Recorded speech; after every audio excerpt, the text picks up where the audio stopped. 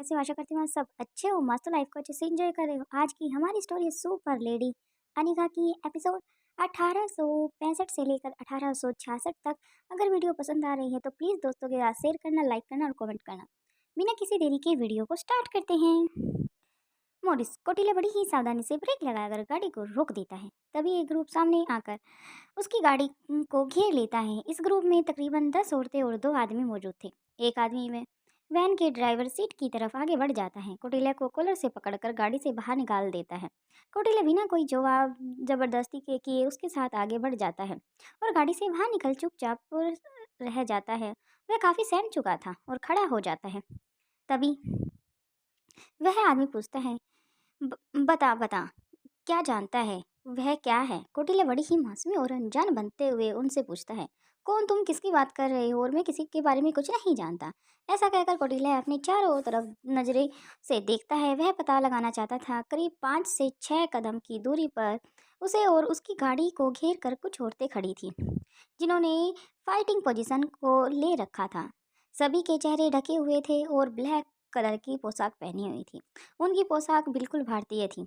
कौटिल्य को यह समझने ज़्यादा देर नहीं लगती कि उसके सामने कौन और क्यों खड़ा है। वे सब उससे क्या जानना चाहते हैं। तभी एक आदमी, जिसकी हाइट करीब 6.5 फुट की लंबाई, हट्टा कट्टा चौड़ा नौजवान था, वह आगे बढ़कर कौटिल्य के चेहरे पर एक जोरदार मुक्का देता है और कहता है, ज़्यादा अनजान बनने की कोशिश मत करो। तुम्हारे अलावा कोई भी नहीं जानता काम को अंजाम दे सके। उसे पाना किसी ऐसे गहरे काम का नहीं है, क्योंकि बस जिन्हें जो जानते हैं वही ये कर सकते हैं। गैरों के बस की ये बात नहीं होती। तुम्हारे अलावा ये किसी और के बस की बात नहीं है। वह आधी आंधी है और तुम तूफान हो। सीधी तरह से बताओ कि वह कहाँ है। कुटिला एक बार फिर से लगभग कांपती हुई आवाज में कह देता है, कम से कम पहले ये तो बताओ सही, तुम लोग किसकी बात कर रहे हो और किसे ढूंढ रहे हो? अगर मुझे कुछ पता होगा तो मैं तुम्हें जरूर बताऊंगा। मेरा दिमाग खराब नहीं करो। इतने सारे लोगों ने अकेले ही पागल बना लिया है मुझे। कौटिल्य की बात सुनकर पहला आदमी, जिसने अभी भी कौटिल्य को कॉलर से पकड़ा हुआ था, वह कहता है, तुम ही कौटिल्य हो ना? इस पर कौटिल्य बड़ी ही नरमी से जवाब देता है, जी सर जी, मुझे ही सब कौटिल्य कहकर बुलाते हैं।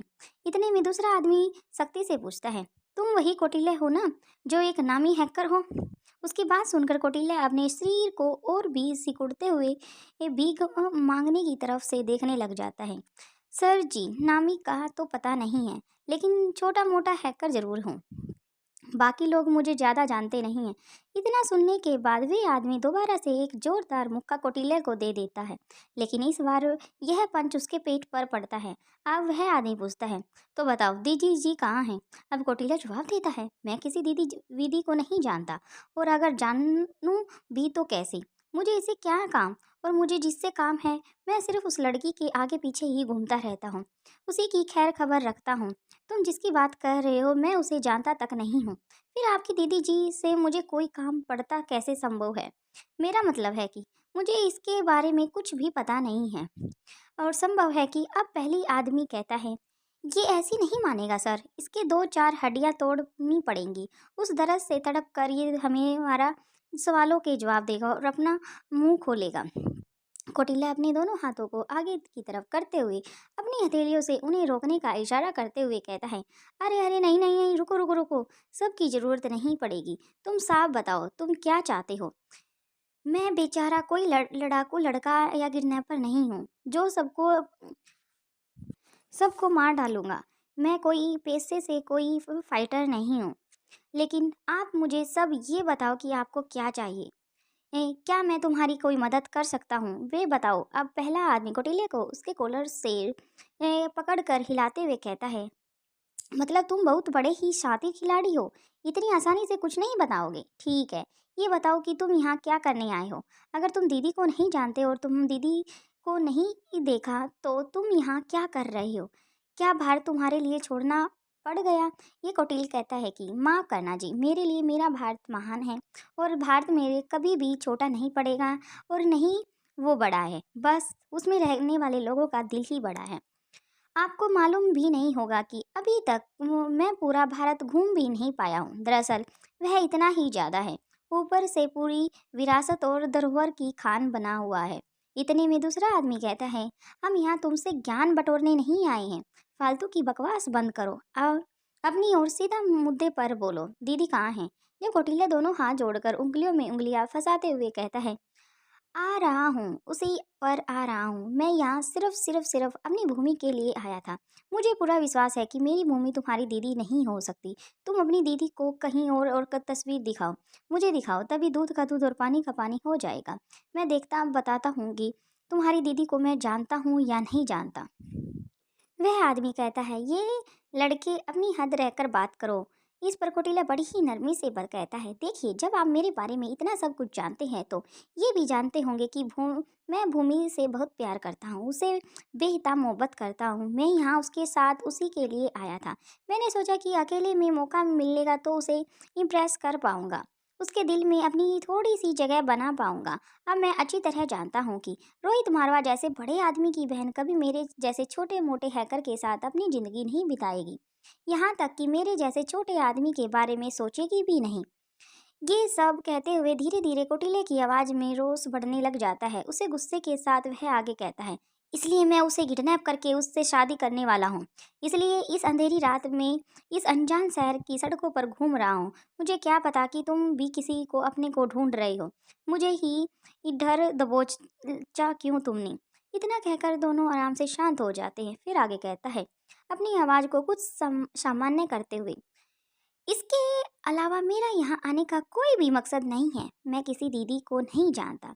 जब मैं किडनैपर ही नहीं हूँ तो मुझे किसी दीदी का खबर रखने का कोई भी इरादा नहीं है और कोई भी ज़रूरत नहीं है। दूसरी ओर के पहलू को देखा जाए तो तुम अच्छी तरह से जानते हो कि एक हैकर पुलिस वाला कभी नहीं हो सकता। अगर मैं पुलिस वाला नहीं हूँ तो मुझे तुम्हारे जैसे गैंग की किसी दीदी जैसी मेंबर की क्या ज़रूरत हो सकती है। फिर तुरंत ही अपनी बात को बदलते हुए कहता है, लगता है मुझे बोलने में कोई गलती हो गई। मेरा मतलब है कि तुम्हारी लीडर से मुझे क्या मतलब हो सकता है? इतना कहने के बाद कौटिल्य अपनी बात और अस्पष्टता से पूछता हुए कहता है, मैं सही कह रहा हूँ ना? किसी आम मेंबर के लिए तुम इस तरह किसी की रास्ता नहीं रोक सकते। जरूरी नहीं है कि वह तुम्हारा खास हो, फिर लीडर होगा। इतने में पहला आदमी कहता है, इस वक्त दुकान को इन फाइटर्स के हवाले कर दो। कुछ ही पलों में सब हड्डियां टूट जाएंगी और तोते की तरह अपनी जुबान पर आ जाएगा। दूसरा आदमी कहता है, रुको। इसके बाद कौटिल्य पूछता है, अगर तुम यहाँ नहीं जानते कि दीदी कहाँ है और तुम यहाँ भूमि के लिए आए हो तो साबित करो कि तुम जो कह रहे हो बिल्कुल सही हो। अब कौटिल्य कुछ सीधा खड़ा हो जाता है और मुस्कुरा कर कहता है, ये हुई ना 100% सही बात, समझदारी जैसी बात। साबित कर सकता हूँ। ये सुनते ही पहले वह आदमी का माथा चढ़ जाता है और जैसे ही कौटिल्य खुद को उससे छुड़ाने की कोशिश करता है वह कौटिल्य को जबरदस्त कसकर पकड़ लेता है। अब कौटिल्य कहता है, यह भी ठीक है, तुम मुझे नहीं छोड़ना चाहते तो सही, लेकिन मेरे बात पर भरोसा करने के लिए तुम्हें जो सबूत चाहिए इन वैन में खुद ही जाकर देख सकते हो। ये सुनकर दूसरा आदमी गाड़ी की तरफ बढ़ता है और वैन में साइड में खुलता है जहाँ से अक्सर डीडी का दरवाज़ा खुलता है। कौटिल्य पहले आदमी से कहता है, मुझे भी उसी तरह लेकर चलो, तभी मैं तुम्हारी मदद कर पाऊंगा। सुनकर आदमी लगभग कौटिल्य को उसी घसीटता हुआ उसी तरफ ले जाता है।